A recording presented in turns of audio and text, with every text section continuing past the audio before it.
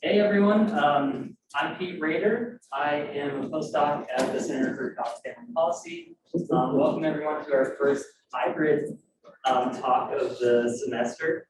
So, yeah, since the pandemic started. Just a couple of housekeeping things before we get going. We have a few words about logistics. So Professor Gaffrey will give about a 40-minute presentation, then we'll have about 15 minutes for questions. For those of you on the Zoom call, you can submit your questions via the chat function at any time, and they'll be queued up for us to discuss at the end of the talk. Okay, so jumping right in, the Early Childhood Initiative was established by the Center for Child and Family Policy, seeks to bring together scholars to address the challenges and produce world-class scholarship that helps maximize the potential of all children during the early childhood years. The ECI seminar series speakers range across disciplines, but share an interest in bringing cutting-edge science to bear on policies affecting young children. It's my pleasure to introduce Dr. Michael Gaffrey. He's an assistant professor here at Duke in the Department of Psychology and Neuroscience, and is the director of Duke's Early Experience and the Developing Brain Lab.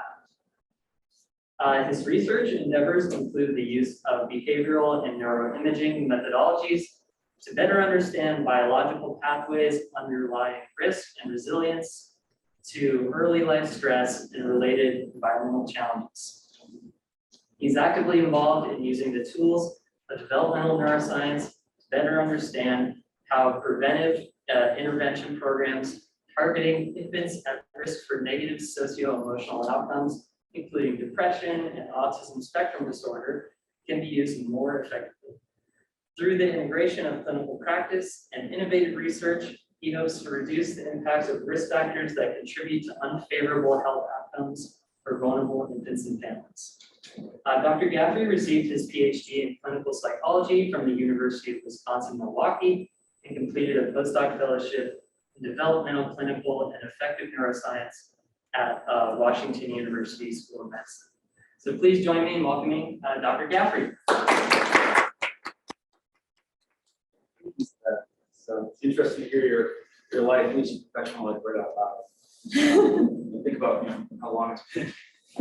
I'm excited to be here with you today. It's really nice to be back in the same room with other bodies and the folks at home. Talk a little bit about what we've been learning over the last 10, 15 years about early childhood depression, as well as share some of the sort of directions we think are most promising in terms of learning new things about emergent depression-related conditions in the field and as well as what we're doing in Harvard.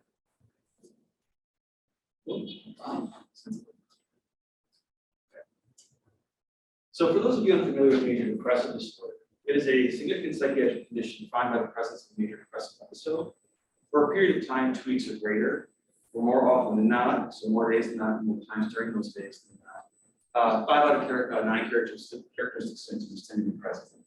At least one of those symptoms includes sadness. In the case of children, alternatively, you can say irritability, or diminished interest or pleasure in most activities, often referred to as anhedonia or immotivation.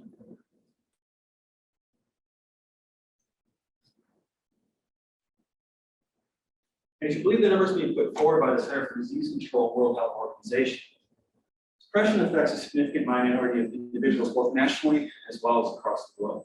What's more, both these groups suggest that depression is one of the, if not the leading cause of disability worldwide. Importantly, when compared to other common psychiatric conditions, using disability-adjusted life years, depression is by far and away the leading cause of disability, with this spike or change in terms of being the leading cause emerging somewhere between 4 to 9 years of age, as illustrated by the 2 red arrows here. So in that context, depression is a significant public health crisis. We found it was quite remarkable that there was very little information to inform how depression develops. And that knowledge gap became more striking as data continued to emerge, suggesting that an earlier onset of depression, so during childhood, was associated with greater illness burden, as well as increased functional impairment across multiple areas of life, indicating that filling that knowledge gap is probably critical for reducing the significant public health burden of this disorder. In our minds, that really turned the question into why is earlier onset depression associated with the war style. And now we suggest that part of that answer, at least, if not a significant part of it, resides in the notion that early brain development, right, lays the foundation for healthy social emotional development of children through their individual experiences and the influence of the world around them as they develop. Indicated here is a period of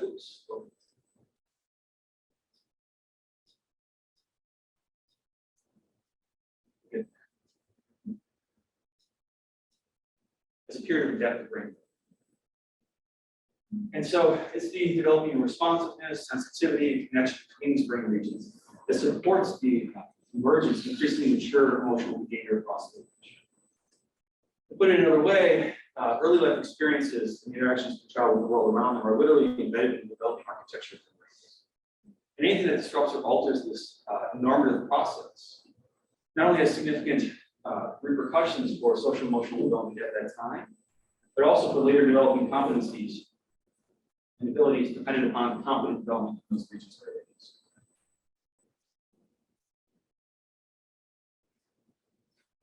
Okay.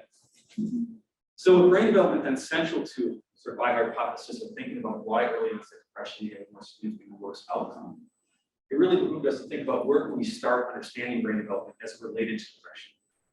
And so there was an emerging body of data that suggests that we can identify depression, or at least features, early emerging features of depression, as early as the preschool. That many of these features actually looked like the features or symptoms, typical signs or symptoms that you find in older age groups. And importantly, in terms of identifying depression during the preschool period and thinking about its validity, it was associated with a number of other factors, constructs, like dysregulated stress regulation, familial capacity, so greater risk within families of depression, as well as being identified in these four independent epidemiological samples, both here in the United States and in other countries as well. Perhaps most critical, though, was that it was also associated with significant risk for continuing to develop major depressive disorder later in life, including at school age and into adolescence.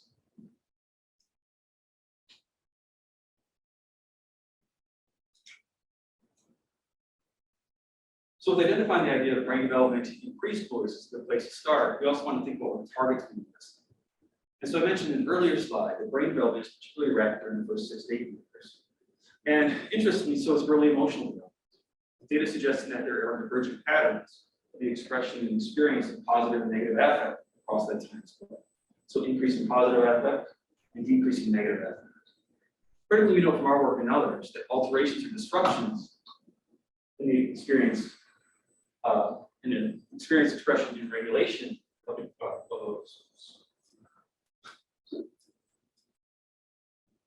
Really wants me to move along. I can press the button over there if you want to just tell me to advance slides. It's up to you. That's right, I'll give it a shot. Okay. Maybe my fingers are a little heavy. So it's the experience, expression, and regulation of positive and negative affect that we know from our work and others are critically related to increasing risk for depression. So it seemed like a good part or a good place for us to focus our efforts in terms of understanding brain development, early emotional development, and risk for depression. Now, what any emotional researcher will tell you, though, is that individual differences or variability in experience, expression, and regulation of emotion is the norm, not the exception. This is particularly true during early childhood.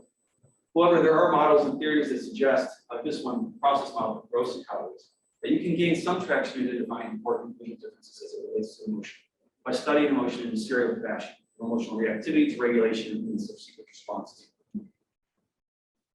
So basically, you have the response to the emotion, something is done to regulate that emotion, attenuate it, increase it, stabilize it, whatever it may be, that's in service, hopefully, whatever you want to do next to continue to pursue your goal or activity. As we thought about this model, what we really thought about was sort of what was bringing children to our attention in clinics, in particular for these types of challenges. And usually it was a response that was atypical or exaggerated or diminished in response to typically pleasurable or negative events. And so we focused with our initial work here on the situation, right? Response to the situation. And that told us that we're going to look at the brain. The primary interest on the image. The region critically important for the recognition of the importance of salience of an event in terms of that individual's current activities, And also, the amygdala widely is connected with the rest of the brain to share that information. So other regions and networks within the brain can process that information and use it to support the next behavior or thing that the individuals need to do, hopefully in a way that facilitates whatever it is that they're trying to do. Importantly as well, research in older age groups shows that the amygdala, as well as amygdala response and reactivity, as well as amygdala connectivity with prefrontal regions, including the medial prefrontal cortex, play a critical role in the pathogenesis of this disorder. And aligned with this, an interesting thing about the idea of brain development and developmental depression, there's also research emerging that suggested that early amygdala reactivity played a role in shaping the later developing mature relationship between the amygdala and medial prefrontal cortex, important for emotion regulation. Then across time, early amygdala reactivity actually played a stronger role in shaping the response to the medial prefrontal cortex. And that over time, as that unfolded, the medial prefrontal cortex began to exert some regulatory control or effort over the amygdala as the child aged. And so we wanted to focus on this idea then of the amygdala response, connected to the amygdala with the medial prefrontal cortex, and other regions important for emotion regulation, as related to expressed and experienced affect with this children. We're all focused in terms of our brain work today on the neurobiological correlates of negative affect. And we use functional magnetic resonance imaging for that we described now.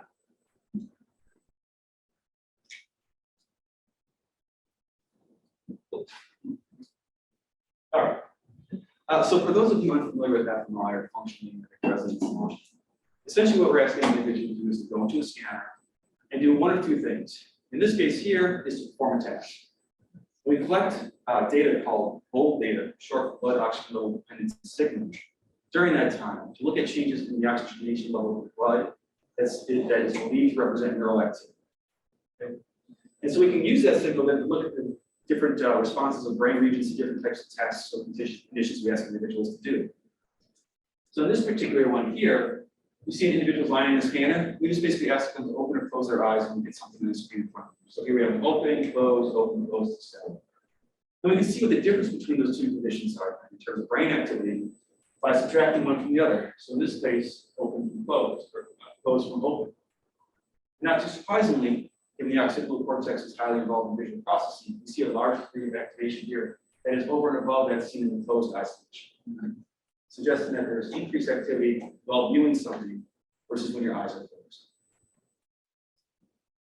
We can also use that bold information to look at the relationships between different brain regions in terms of what we refer to as functional things.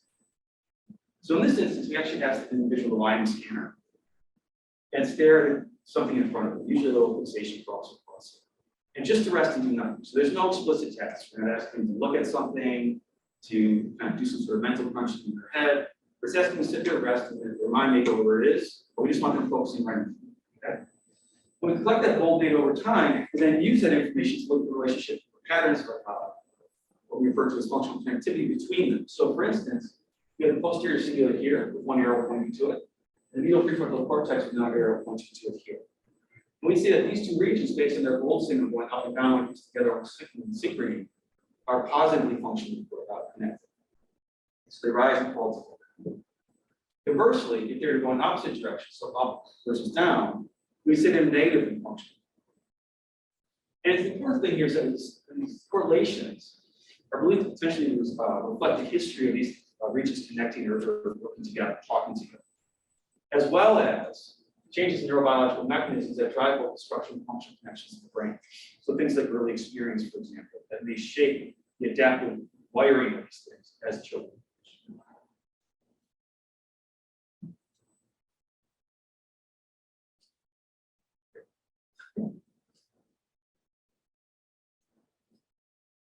I think I have to do a 3 count after I press it.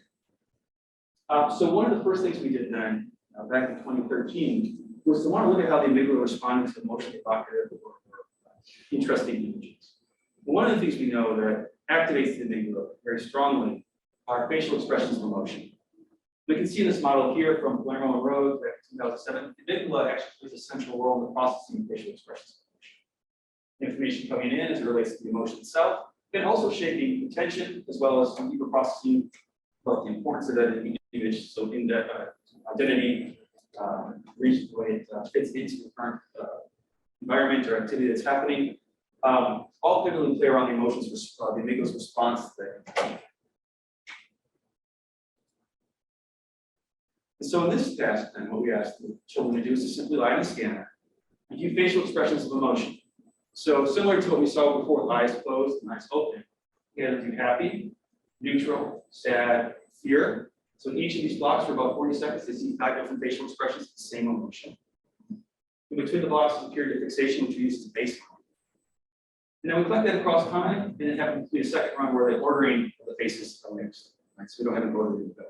We also have to ask the children to use a little response device, this little response button box here, to press the button every time they saw a face, to ensure attentional components, that they were actually participating in the task. We can monitor that behavior when we're looking at the data.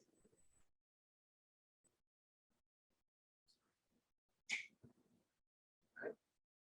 And so, using that information in the fMRI scan, we can compare brain activity of 2 different groups. One that had a diagnosis of preschool depression, 23 kids, and another that was considered a health control, age match control, with 31 kids. And when we compared them, what we found was main effect. So basically what that meant is across all facial types, children with preschool depression showed greater right amygdala reactivity relative to their same age groups. What we predict that the amygdala respond more strongly to social, emotional, relevant images, in this case, faces. That was great. We showed a difference between groups that was expected, but we also wanted to relate that to individual differences in terms of child behavior. So we can show a difference in the brain, but what does that mean in terms of how the child behaves, or responds, and expresses emotion? And so we took that information from the right amygdala that it showed you. So we took the data out from that. We correlated it with the parent reports about expressed negative affect for a child, as well as their level of ability of emotion regulation.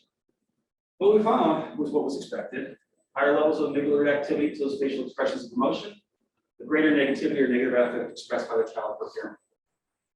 Conversely, the higher the right amygdala's response to those facial expressions of emotion, the worse the child was at emotion regulation, at least according to the parents.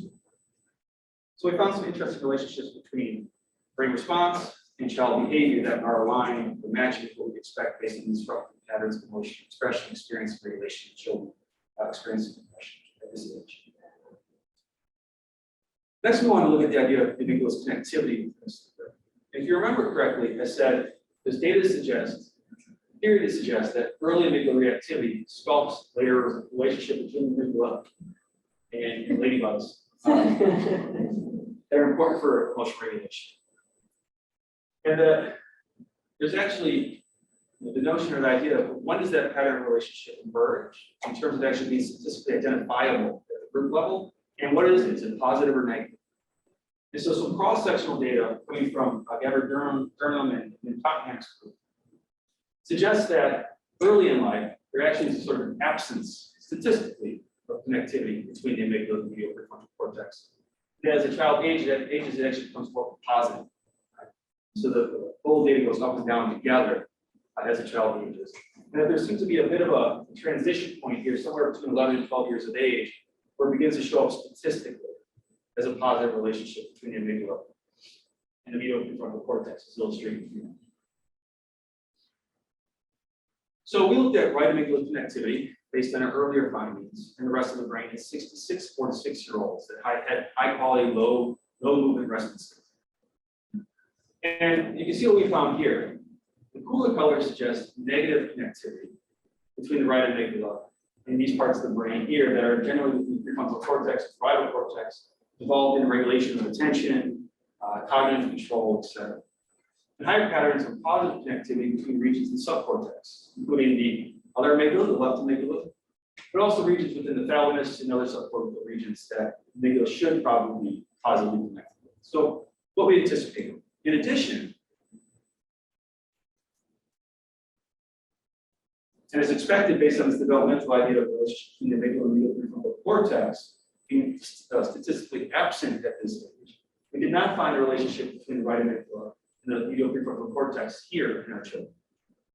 But we thought, that there may be an age effect, but it's also likely that it's related to individual differences in the ability that relationship is suggested to support emotion regulation. So the next set of analyses, what we did is we took these same 66 what's called a whole brain regression. We just looked at the relationship between the amygdala and every other part of the brain and to see whether or not it was dependent statistically on something else. In this case, emotion regulation as reported by the parent. And so what we found then is that for children who had parents reporting them as better emotion regulators, they had a more positive relationship between the right amygdala and the medial prefrontal cortex. Right? So in essence, reflecting what we consider a more mature relationship at this young age for better emotion regulators.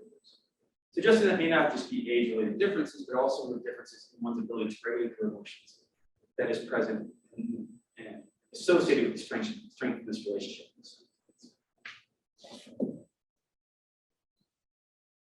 That's, of course, I think, for us, very interesting as we find relationships related to emotion regulation, something that we think is critical to target potential treatment for depression. But also, we wanted to kind of elaborate on that model about the idea of amygdala reactivity shaping that relationship between the amygdala and the prefrontal cortex. And we had enough data in 24 kids, including the response to the face expression that I showed, and restless state data in the same kids, as well as negative affect. And so we looked at the small subgroup to see the relationships between all three and how they work together. And as a sanity checking, we wanted to see what the relationship between right amygdala, medial prefrontal cortex connectivity, and the reactivity and negative affect were. Thankfully, as expected, they related in the way that we anticipated. Greater responses to, or I should say, greater positive connectivity to the right amygdala and medial prefrontal cortex, the less that child's amygdala responded to the facial expressions of emotion we saw. Also, more positive the relationship between the right amygdala and medial prefrontal cortex, less negative affect endorsed by the parent. Now remember, we're saying that relationship between the amygdala and medial prefrontal cortex is related to emotion regulation. So what we did next statistically, so this is cross-sectional data, we can't look at causational relationships, we're affecting it all at the same time. But statistically, we can look at the patterns of relationships between variables to see if they align with what we anticipate. We ran a mediation model. So we want to see whether or not the relationship between right amygdala reactivity to facial expressions and negative affect was at least in part through the relationship between the right amygdala and medial prefrontal cortex. And that's what we found. If you think about this in terms of sort of the narrative, not just the idea of whether it's cross-sectional data or not, it's in line with the suggestion that right amygdala reactivity, right, the response to the amygdala, plays some role in shaping the pattern of the relationship between the amygdala and medial prefrontal cortex, and can subsequently lead to increased negative affect experienced and expressed by the child. So it lines up as we anticipated. Although, of course, again, I'm going to emphasize to be clear, it's cross-sectional data, so we can't make any sort of implications about causation. Okay?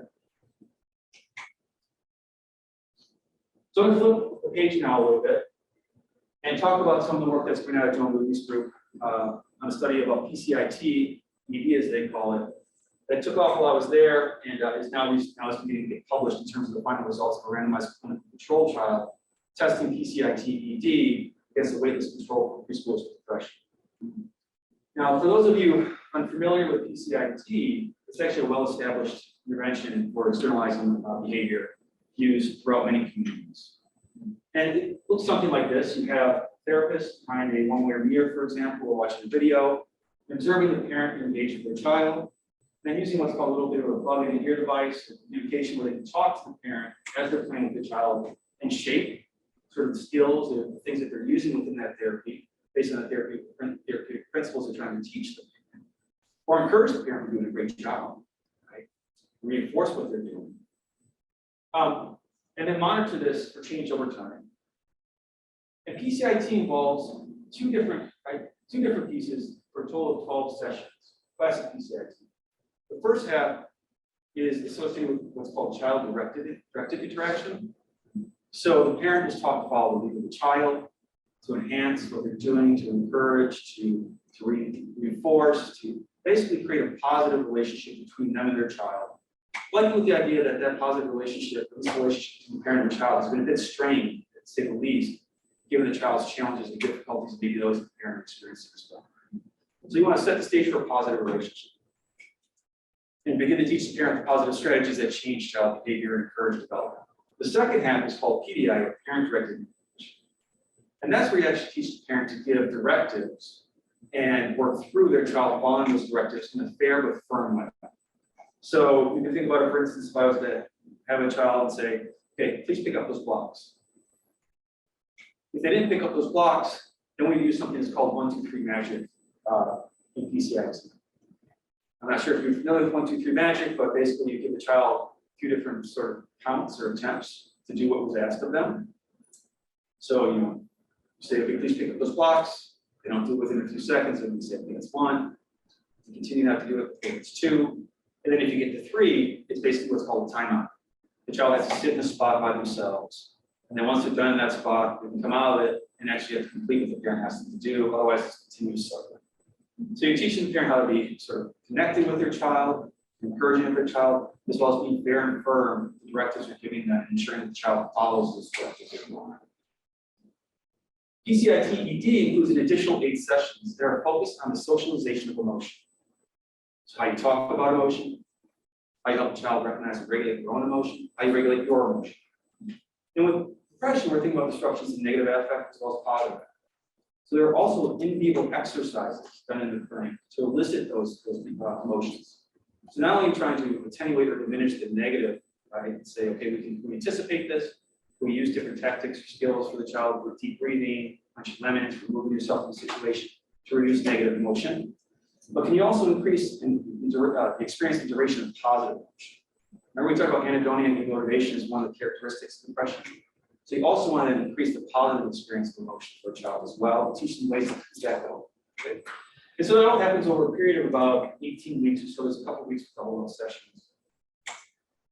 The really great thing is that the data suggests it's actually really doing a great job. So you have a PCIT ED group of 100 kids compared to a waiting list of control group of 91 kids. You look at the primary outcome measure, going after medical major depressive disorder diagnosis, at the exit of treatment, we see a far fewer number of individuals in PCIT ED group that do, right? Statistically different, and obviously that all tests that as well. And we see a great number of changes across multiple areas, including impairment, improvement, comorbidities, emotional regulation. It seems to have had a really great effect across the board on a number of targets for these young kids. This table is from a recent paper in 2021 from the Luis group that looks at a small sample that was followed up again in addition 18 months later, post-treatment. Okay. So we had a post-outcome, and then 18 months later, they follow these families up and say, okay, which kids now are waiting for major depressive disorder again, following treatment 18 months later? And what can we say predicts that transition back to depression? Well, they found a little bit of a slippage in some parent skills that were taught PCIT ED. The primary predictors are all child-based. So none of the parent information predicted which children know that. It was actually, that was on me. There's actually a number of different things about the child themselves. So increased presence of externalizing disorders at post months after treatment. And then, of course, a host of challenges across all those different measures here, from severity of depressive scores, things with different CDCL scores, anxiety, internalizing, et cetera, emotion regulation. So generally, those kids who were still kind of on the more effective end at the end of treatment were the ones that were more likely to relapse the MDD 18 months later. And that's good and bad news. The parent slippage wasn't predicted, and sort of in line with what we know about those individuals who are likely to relapse, those that are more effective in the first place. So in some, it sounds like from this data, PCIT is actually really a promising intervention that's effective for preschool depression. So summarizing what I just presented in the last 10 years or so of work, we can reliably identify early childhood depression in the preschool period. It's reliably identifiable, it's valid, it's been identified by multiple parties. We can find associations between features of depression and depression itself at this young age as well that are in line with theories thinking about not only clinical neuroscience, but developmental science. And we have beginnings of what looks like an effective intervention for preschool depression. So for those preschoolers that are already being identified as having depression, PCIT ED, of course, there's work to be done there to replicate that expanded good efficacy in the community as well. And Joe's, I think, doing some of that work right now in schools. So trying to work with school counselors, et cetera, to have these types of interventions available for students who are struggling within that context. Should be exciting to see where that goes. Now, in the last 10 minutes here or so, I'm going to turn the page and think about the idea of future directions.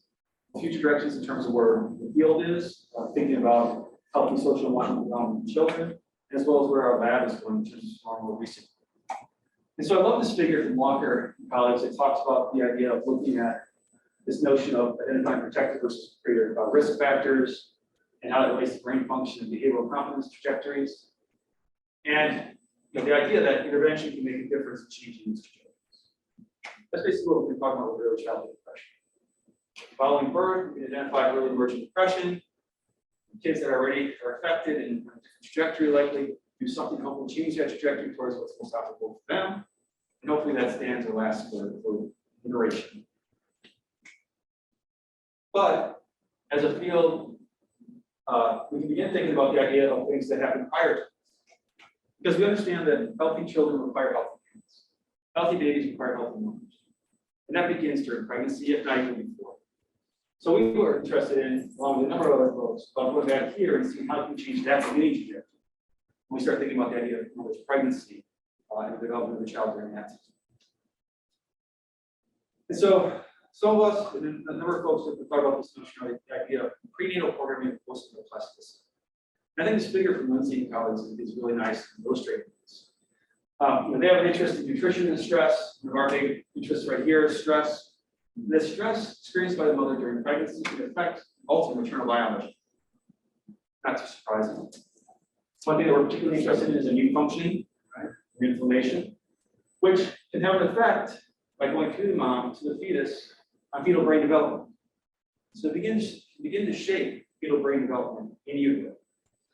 And that might then place some constraints on brain plasticity following birth and the child's responsiveness, adaptation, right, to the world around them as they experience different things in the moment of birth.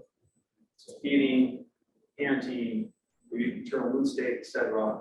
And how that leads potentially to different challenges and disorders for them as they go along, get older.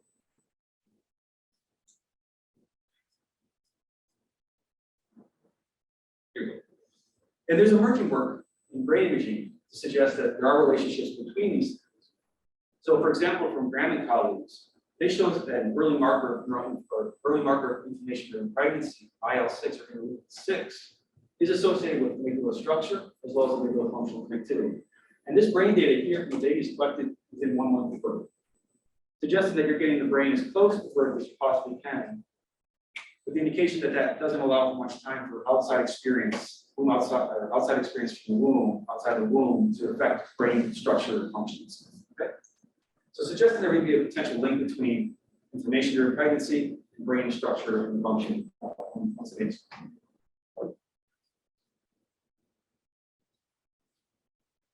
Now, one of the things that we're interested in, there's beginning to be a lot more thinking around, is this idea of how stressors experienced by the mother, particularly our mothers and underrepresented minority groups, affect their pregnancy and thus their infant health.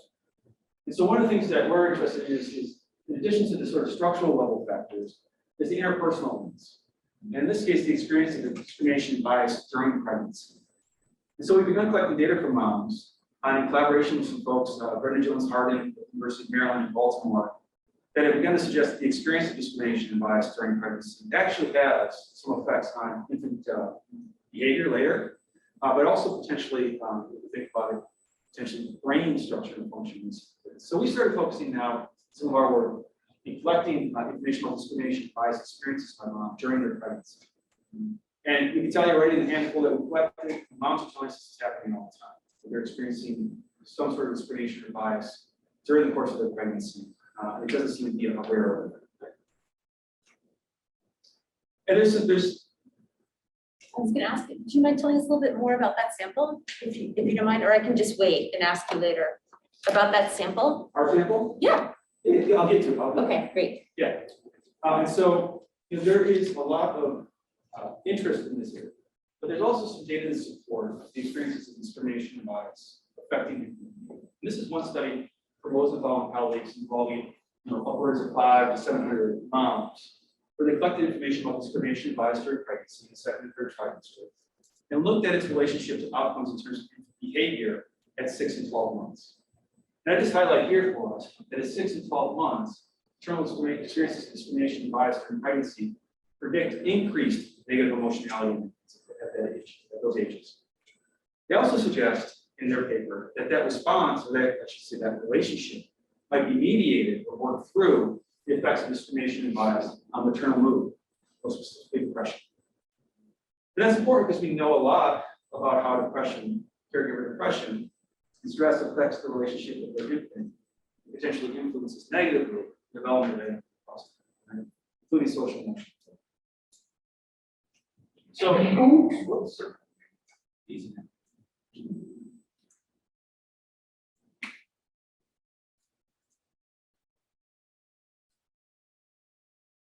Okay. So we're really interested in that, comparing the brain and the experiences of discrimination and bias during pregnancy, brain development coming up after birth, and then the sort of parent-child interaction and the relationship between that with maternal mood. A sort of fine-grained way. We know a lot about the relationship and that it's negative, but we don't know as much as we'd like potentially about the treatment targets or the functional targets that might be having the most effect on the infant's development during those interactions. And so what we started using is dyadic head-mounted eye tracking. It looks like this. So here's a picture from our lab. Got a little baby with a tiny beanie on, and a little strap across the front, small camera here that records what's happening in front of them, as you can see here. And then a little camera that comes around with the camera and the infrared light that records the reflection of the cornea. So we can identify where in space the infant's looking like. We'll do the exact same thing tomorrow. Okay? Now this is what it looks like in terms of the data that's coming in.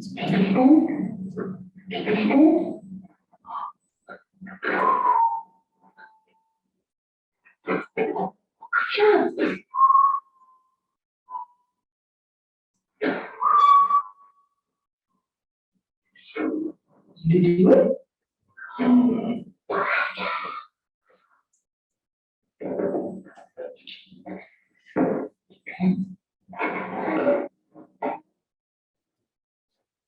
So what we can do then is take that data, we're calibrating it, and use a high degree of precision to look at where the parents engage in their child most of the time. So you can see that crosshair is how the parent's eyes going through. So looking for the toy, you actually see a little test, it's just a toy looking for the baby. Well, mom said, because mom was doing that toy, going up, starting last to it. And so mom actually recognized that and then responded to that. And said, oh, I need to put it up. So its attention changed. We went to something else. And so we can follow that on a millisecond by millisecond scale. And begin to look at things in terms of their temporal relationships, but where each party is looking. So here's some further work that we've done looking at relationship, this data led by Sarah Marker, who's a graduate student in our lab.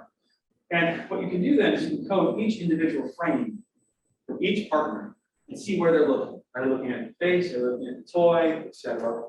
And then you can say something like, okay, well, when the parent looks at the infant, does the infant look back within 3 seconds? Do they respond or return that gaze? And what Sarah found is that for mothers who have higher depression scores, their infants are less likely to look towards them or return that look in that time.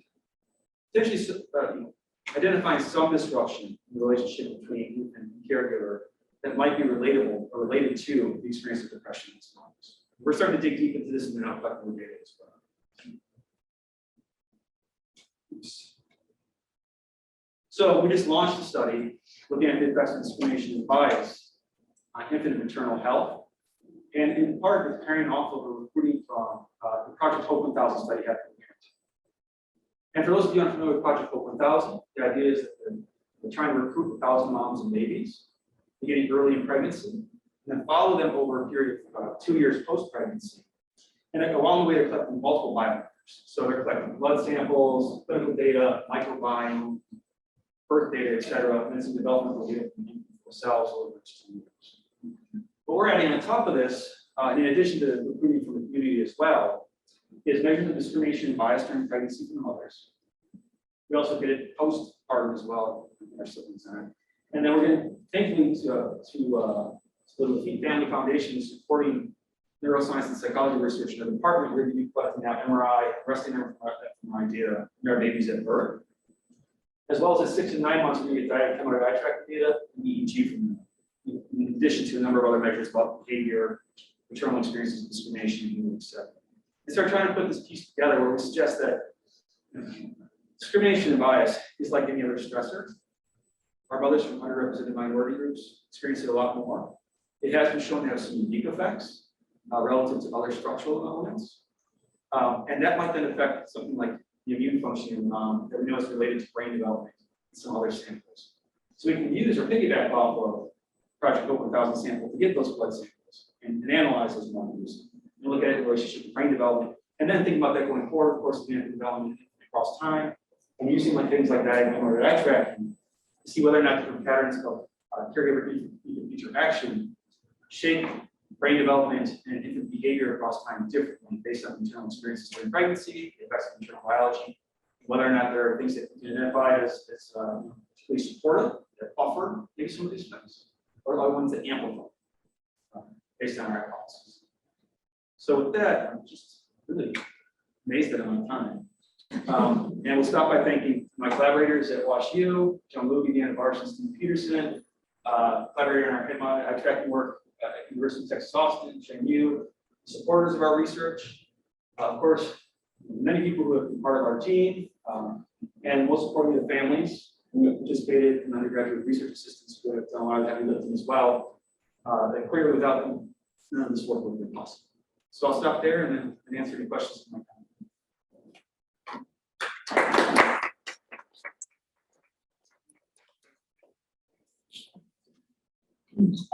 So thank you, Dr. Gaffrey. This is a fantastic talk.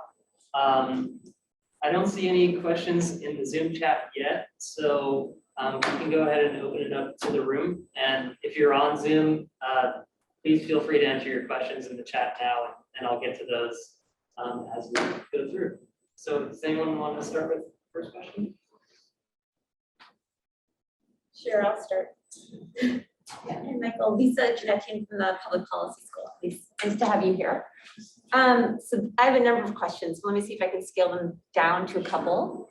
One, in the early work that you presented that showed the images to preschoolers,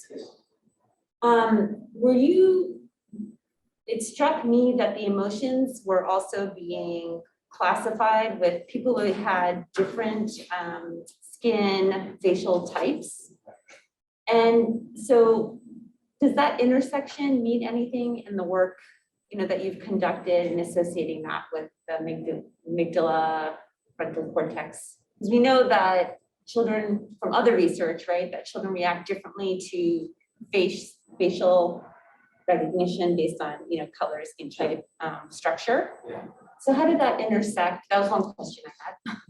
Yeah. So what we did is we tried to wrestle balance based on the stimulus set, have Okay. equal representation across kids, and have that variability in the sense that are washed out across them. The other thing I did look at, just briefly when I did it, was to see whether or not that was actually a relevant sort of. So you varied like what the happy face looked like? Yeah, exactly. Yeah. Gotcha. So, Okay. exactly. I So didn't there are know. different Okay. representations of skin color throughout each block. Okay. That's great. And we really didn't have the power in the sample to look at which skin color and. Okay. Although you're absolutely right that there is research to suggest that Right. they right folks. Right. It was equal at least across groups in terms of whether or not that effect was present. Okay, super. Thank you. What is your second question? And I will totally take the floor and dominate it. So everyone else should raise their hand. No, I totally will. So I'm very serious about it. So second question is, this is very powerful in thinking about, I'm thinking public policy, right? So the cost of depressive symptoms and the late emergence of that means that the cost is even higher, right? Later to diagnose and treat and reduce all the other negative things that can happen. So how do you think about, and your focus on early childhood, and it's preventive, and that's very appealing. Are there emergent depressive symptoms that happen in early adolescence that just don't happen early? Is it useful to think about both those periods of time in concert, or do you think with the research you're developing that we could actually capture the majority of what might be happening later, through these really fine-tuned brain? Yeah, it's an interesting question. When we think about it, the depression is a disorder it's one incredibly heterogeneous. Right. If you look at 5 out of 9 So that that basically means that individuals can for depression but not have symptoms. And it's really a distal outcome of the unfolding process. Right. And for some individuals, the full manifestation of depression doesn't emerge or take place until adolescence. We know there's no spike there, right? In terms of Yeah. prevalence, particularly for females. And so we think that, for at least a minority of individuals that are going to have a lifelong course, we can pick them up early. Yeah. In this case. But we can't pick up everyone. Everyone, right? Okay. And so for adolescents, there is a sort of two areas I think that are being highly researched as it relates to depression risk during adolescence. One is peer relationships. So people are trying to look at the relationship between one's developing social networks and relationships within them, and how that sets the stage potentially for stressors that elicit the expression of major depressive disorders and major motivations. And so they do brain work in that area. They're doing your assessment, looking at phones and text messages and finding patterns that are predictive of these things. And the other is actually reward learning. So being sensitive to the environment and how one uses that information to learn from the environment to shape the next set of behaviors that you engage in. And that's particularly important because people think about that as it relates to diminished positive effect. Because anhedonia and amotivation is one of the sort of, key or most promising sort of endophenotypes or anything, just what you might call them, disrupted skill that is also predictive of depression and adolescence. And so some of our work right now, led by Yusuf Chang, who's a postdoc, is looking at the relationship between shaping attention and reward. So how can rewarding experiences shape how you pay attention to the world around you? And if you have diminished responses to those positive things, does that shape the way you engage with the world around you? Perpetuate negativity, missed opportunities for positive experience, et cetera. And so we think that those things are also at play as they align with changes in hormones, changes in social relationships. So that certainly is another group in another developmental period. Brain plasticity, we think is highly relevant. Right. And certainly as worthy of investigation as our kids. Right. I think I understood 3/4 of what you said. I look forward to learning more. Can I ask a third question? Yeah. Everyone's good? Yeah. Here's the third thing that I was thinking about throughout your presentation, which is how do we think about getting out of the box of only focusing on the mother? Right. And so children's, I understand all the naturally occurring reasons why we tend to focus on moms. But it also strikes me that including, prenatal stress, discrimination, that really exciting work you're engaged in now, and eye tracking activities. And so how have you thought about that? And how do we think more holistically about all the caregivers that are involved in children's life? Which has, I can go on and on about all the spiraling consequences of always focusing on the mom, but it's a question for you. Yeah, no, it's absolutely important to be challenging all this. Yeah. In terms of recruiting. And so, I guess there's a couple ways that we're pragmatically trying to think about this. One is, as we start the study, clearly we have to focus and hedge our bet space and resources. So we're interested in pregnancy and focusing. But we're also assessing the social support that Yeah. And so we're trying to get measures from basically questionnaires at this point, see to what degree they feel supported by individuals around them. We'd like to really actually get information from those individuals as well. Awesome. So for example, we're trying to do, in terms of like pragmatic, a light touch with the first initial pass of pregnancy and experience of discrimination. By just having a staging study of this questionnaire online less than an hour. We think if we're successful there, then we can maybe recruit the partner to also do that. Yeah. And get at least that piece of information. Now, getting them coming to the lab is challenging. We have done work with dads. And some dads are really available and really interested in doing it, but they're not as numerous as the moms are, so it's a slower process. And I'm really not quite sure, to be honest, how to get to that, how to incentivize it. Yeah. Because generally, when we have all our research, people come in and participate, the ones that are interested in it for one or two reasons, or both. One, the science is interesting to them, and they think it's kind of a enriching experience for them and their child. And two, the conversation. Right? And so, it's maybe a mix of those, but also we don't really frame our conversations around the critical importance of fathers or partners. And that is part of our goal, right? Based on the research we've done, and we're fail to do. And also it's part of the larger narrative that men hear, fathers hear, and don't really then see the importance of them participating in this work because they're not considered necessarily important. But that's not for all fathers, of course, and that's not the narrative that everyone gives, but it is sort of the narrative that is present for most individuals as you experience the idea of having a child on the way and thinking about fathers involved in kids. And so maybe changing that narrative too to emphasize the importance of fathers. In our recruitment materials, and things that we share can help get some more of them as well. In addition to these light touches that at least we can get some information that you can share to the world and say, look, we're learning this from this, it's really important. Please continue. Just Can you put the beanies and the eye tracking dads and kids in their homes?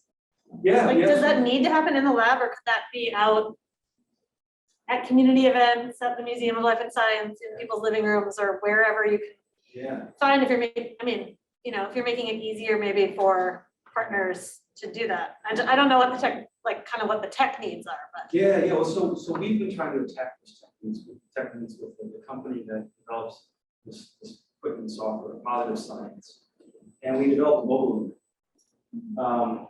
And you know, it had some real positives to it. There are also some hardware limitations that we're still trying to suss out or explore the effects of those hardware troubles in terms of the variables of interest for us. Right? We want high temporal precision. Right? And if things are misaligned at all, we have to understand to what degree they can be misaligned and still be informative. So there was some misalignment between the information we're collecting from the eyes, videos, and sound, and all this kind of stuff for mobile units. Like between partners. Remember, we're trying to sync up between partners. Yeah, Yeah. And so that has some complications that we're thinking through. There are other approaches that Chen is using that actually use open source software and like iPhones that seem to have a better job doing. So we're thinking about that. But you know, what we do have is movable in the sense of being sort of set in space. It's just not quite as flexible as moving around the room as those mobile units would be. right. But we could, in theory, go into a home and collect it. And in fact, Chen and some other individuals have done that already to validate the findings that they found in the lab also hold in the room. Because one of the critical findings is that what's happening with the hands, how the infant and parent are paying attention to that. The parents elaborating critically predict things like infant learning, particularly infant language, and the shaping of attention, which we're really interested in. So the fact that it holds from lab into home really makes it promising in terms of going that. So we're hoping we can get over the technology pieces. Yeah. I have a methodological question for you, kind of in that vein. Thinking about fMRI, you focus on early childhood, and I think the science there is advancing. I'm not a neuroscientist, but for a long time there was quite a gap in our knowledge of brain development in preschool because of the difficulties of collecting data with preschool age children. Can you share like how you all approach that with your samples and kind of what techniques you use? Because with those kids, with infants, you can have them sleeping. With preschoolers, they like to move around a lot, and that's not so good for an MRI. So what have you all done? Yeah. Well, we spent a lot of time designing and thinking about how we could do a few different things. One is how can we acclimate them to the scanning environment? How can we get them to understand what it means to move too much now? How can we get them to understand what we successful in helping them not move? And then how can we get this to become comfortable period with this really strange apparatus, machine, and a bunch of unknown individuals are pushing buttons to operate it and get to this. So we actually built a behavioral training paradigm that really is honestly a pretty light touch with a mock scanner. And so we have a pretend scanner in our lab. They come in with the mock scanner, and then they basically lay there and they're able to watch a movie. And they have a little strip of fabric that goes in there with a marker that can be read in space via magnets. And if they move too much, we separate what too much is, it stops the video. And so they get instant feedback about what moving too much is. And during that time, we also give them then sort of tactics or skills about how to and help them practice this. So it's not staying stiff as a board. That's sort of one of the things that was the initial thought in the field was we'll have them as stiff as a board, right? Hold themselves like this. What think about laying like that for 5 minutes, right? For any of us, your muscles fatigue, you start to sink back in, you're changing your position the whole time, versus laying loose as a noodle, like you would on your bed or a couch. And so we try to get them to relax, just kind of fall into the sort of space. And then we have a study mode. So basically, we have them pass the scanning thing. We have to kind of do a certain number of minutes without stopping the video, and we say, okay, this kid's good to go. Or we also kind of weed them out by them. They're going to do this because they have to be crying and do it, so we don't bring it to the scan in the first place. Then we have a study buddy. So the same person does the training, and their testing day is 90 to 95% of the time the same person does the scan. And in the room with them the whole time they're there. So they have an established social relationship with somebody that they find fun, like, and feel comfortable around when they're trying to do this new thing as well. And so that really does help actually quite a bit. And I'd say, for our task-based data, we probably have a success rate of somewhere around 80 to 85% of kids that we scan and get useful data. The resting state is obviously slow, because resting state is a lot more susceptible to motion. Okay? Not susceptible to the idea of whether or not there's motion, but the degree to which the child moves. So they can move, these numbers are all relative, but you get what I'm saying, on a quarter of a millimeter or so through each of our measurement windows during whole collection. It's about 2 millimeters for resting state. So it's quite a bit different. And so that probably gets us to about 60% success. That number goes up as more data we collect, right? And so we're also testing new acquisition sequences in the scanner that give more reliable data and shorter amounts of time too. So we can go from having to scan them for a half hour plus to 15, 20 minutes. And get all the data we need to have a reliable measure. So it really is, the idea of putting something in place to teach them about what this actually is. Get somebody with them who they feel comfortable with, they can bridge the gap between these new experiences. And then, at that point, we hope that they show up to the scanner and not having to drink a bunch of Coke or Pepsi, or a bunch of candy, or after a long day of school and they're really tired, so they fall asleep. And kids do fall asleep in the scanner, believe it or not, it's loud, they fall asleep. So with those things in mind, we tend to have some success. Wow, that's amazing. I know that seems like it's come a long way, even in just a few years, so that's great. Do we have time for one more, Erica? Okay, yeah, and go ahead. So actually, can I follow up on that? It's super interesting to hear how you get the kids ready. But I'm wondering, do you look at the correlates of either the just like can't handle it, crying, are never going from the mock to real, or what happens in the real is not usable, especially in terms of the family systems things you care about, the kind of stress processes that you care about, the stressors themselves and so forth. Like, I'm just wondering, when you can only pull in kids who can do the task, and especially for something like depression, which might manifest in acting out in some kids, who are you keeping in and who are you missing, and how does that then relate back to kind of your theoretical model? Yeah, so I'd say on order about 10% or so of kids who come into our research studies are going to say no to the system. And generally those kids are the more behavioral activity kids. And so, unfortunately, that shows up in some of the data comparisons to who was included with this. Similarly, the kids who come in that are more affected with things like ADHD, or other kind of compulsive disorders, have a tougher time staying still on the scale. That doesn't mean they all do, but of course they're increased risk of development, so that also shows.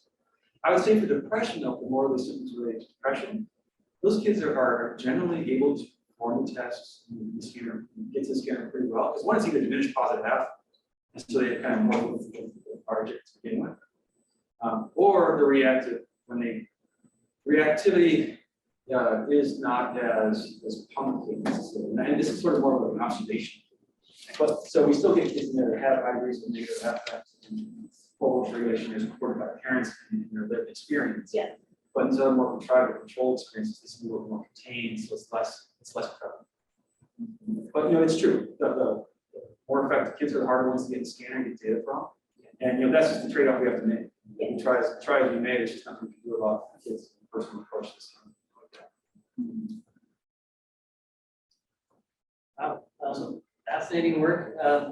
Unless we have any other questions, I think we're just about at time. So join me in thanking Dr. Gaffrey again for a fantastic talk.